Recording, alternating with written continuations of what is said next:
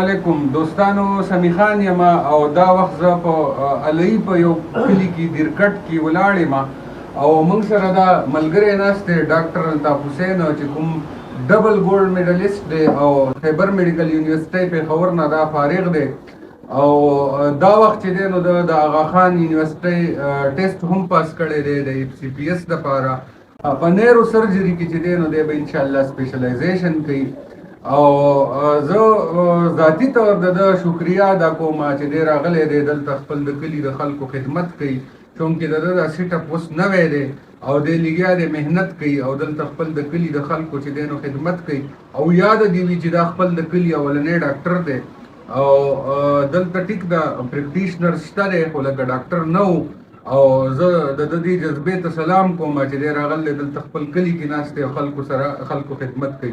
نور ټایم نه اخلم، ټایم به ډاکټر صاحب له ورکوو چې هغه موږ سره خبرې وکړي او هغه په کوم میشن راغلی دلته او د هغه څه مقصد دی. نو راځئ ډاکټر صاحب دا سټارټ واله. زما نوم ډاکټر الطاف دی. زه د دیرکټ اوسېدونکی یم د یو سی سکرګا. زه د دې خپل د یو سی اولنی ډاکټر یم.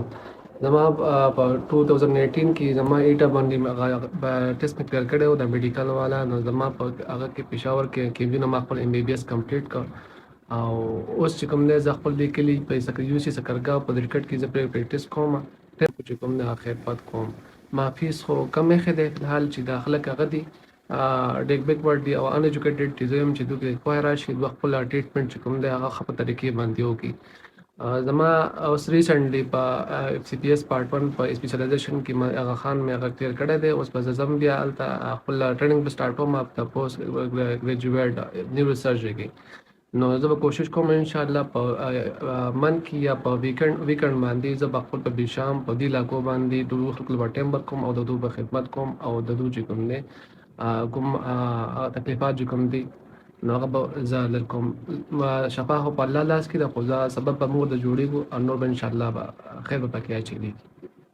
د ډاکټر صاحب ډیره مننه کوو چې هغه راغلی دی دلته په دې غرونو کې خپل د خلکو خدمت کوي او الله پاک دې دوی له نور هم توان ورکړي چې د دې غریبو خلکو خدمت وکړي او په ښه طریقه باندې وکړي. د کتونکو ډیره مننه کوم. ښه ده وباد اوسئ د دوی الله پامه.